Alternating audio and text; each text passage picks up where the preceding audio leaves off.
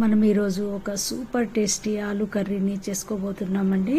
ఇది పూరి, చపాతీ, బగారా రైస్ అన్నింటిలోకి చాలా సూపర్గా ఉంటుంది.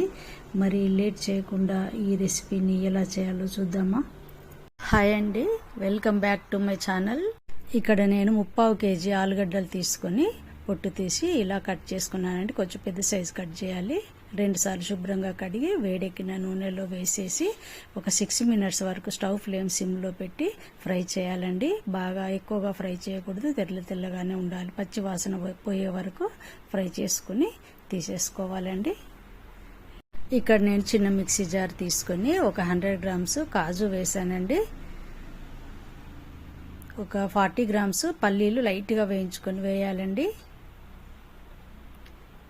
ఒక 30 grams నువ్వులు, ఇవి కూడా కొంచెం వేయించుకొని వేయాలండి.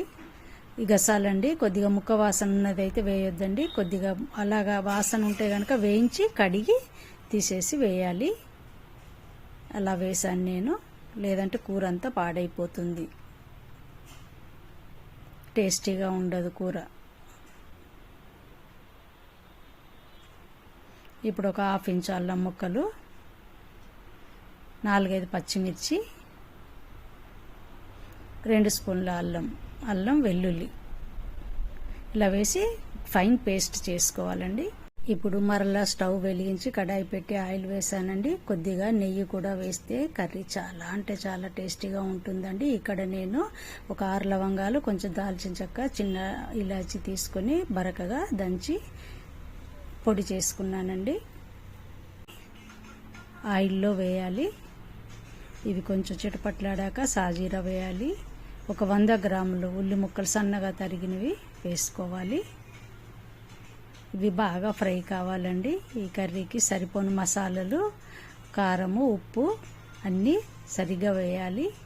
ఇప్పుడు ఇవి పూర్తిగా ఫ్రై అయిపోయాయండి. కొంచెం పుదీనా ఆకులు వేసుకోవాలి, కొద్దిగా కరివేపాకు, మెంతాకు కూడా కొంచెం వేయాలండి. ఇప్పుడు గ్రైండ్ చేసిన పేస్ట్ వేయాలి.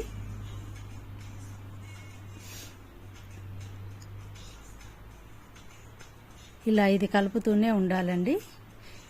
ఇప్పుడు జార్లో కొన్ని వాటర్ పోసి ఈ మిక్చర్లో వేయాలి.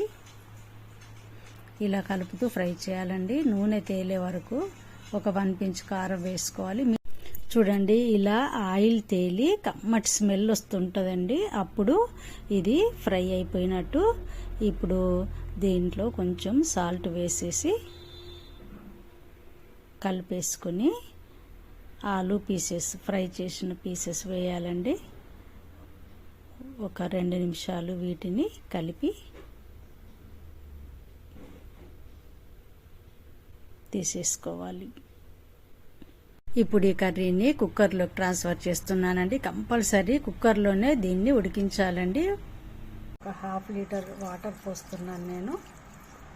వాటర్ పోసాక ఇలా బాగా కలిపేసుకోవాలండి. స్టవ్ వెలిగించి కుక్కర్ పెట్టేశాను. లిడ్తో క్లోజ్ చేసి ఒక విజిల్ వచ్చే వరకు ఇది ఉడికించుకోవాలండి. స్టవ్ ఫ్లేమ్ సిమ్లోనే పెట్టాలి. కర్రీని స్టీల్ కుక్కర్ నుండి అల్యూమినియం కుక్కర్లో వేసానండి. 1 విజిల్ వచ్చి చల్లారాక నేను కుక్కర్ లిడ్ని తెరిచానండి. ఇది చాలా అంటే చాలా టేస్టీగా ఉంటుందండి. చూడండి ఎంత బాగుంది కర్రీ. ఒకసారి తప్పకుండా ట్రై చేయండి. Please like, share and subscribe.